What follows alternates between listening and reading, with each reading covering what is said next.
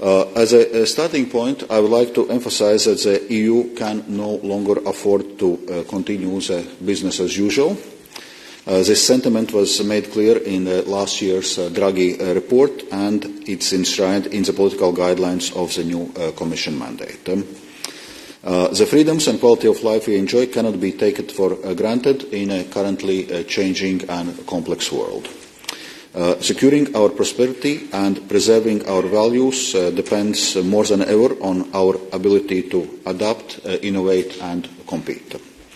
This is why we must take decisive action to unleash people, businesses and authorities to realise Europe's full potential.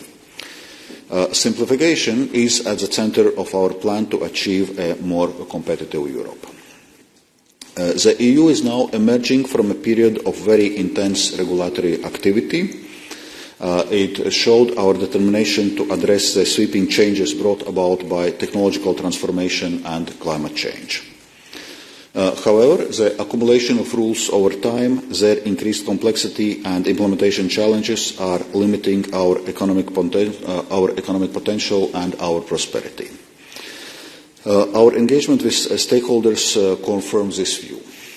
Regulation is seen by more than 60% of EU companies as an obstacle to investment, with 55% of small and medium enterprises flagging regulatory obstacles and administrative burdens as their greatest challenge.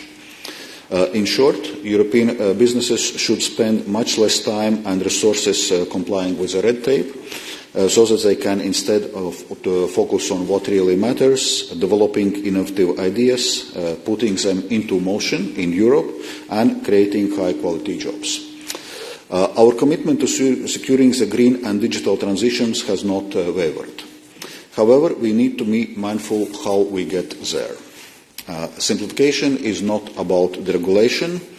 Rather, we seek to ensure that we reach our objectives with rules and regulations that are viable, effective and consistent. Empowering our people and businesses in a more competitive Europe will help create a thriving economic base that can help, not hinder, the achievement of our green, digital and social objectives. Today we launch a new drive to speed up, simplify and improve EU policies and laws, make rules clearer and easier to understand and faster to implement. This Commission sets out new tools to deliver on this ambitious agenda. So let me highlight just a few.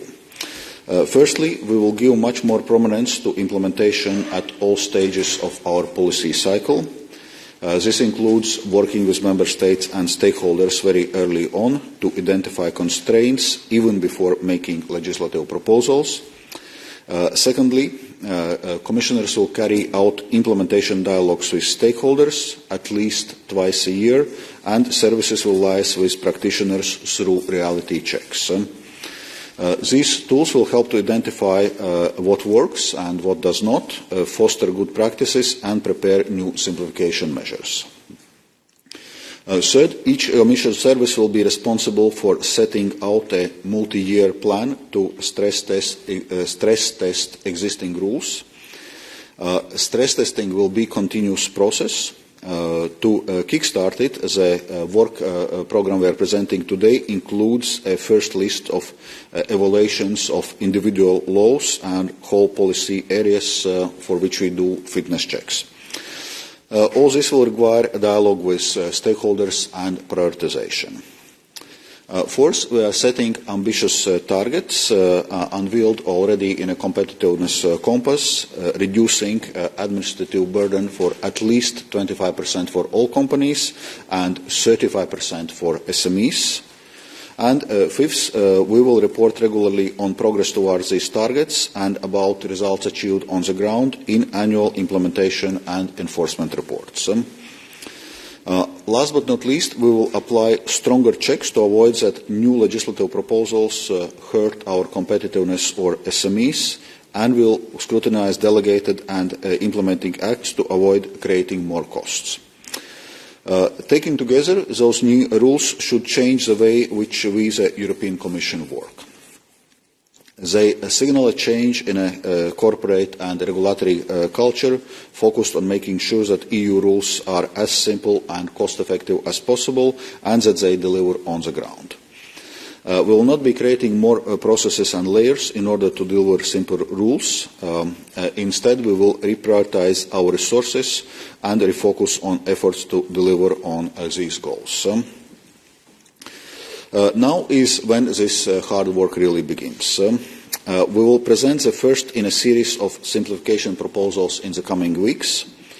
The omnibus packages outlined in a 2025 Commission work programme will be our first deliverables on this mandate. But they will be only a start. This effort will continue over the course of the whole mandate.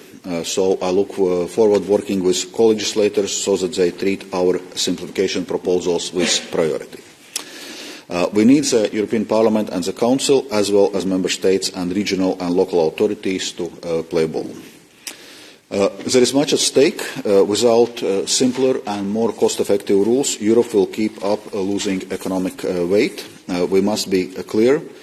Simplification and enhancing Europe's competitiveness are not ends in itself.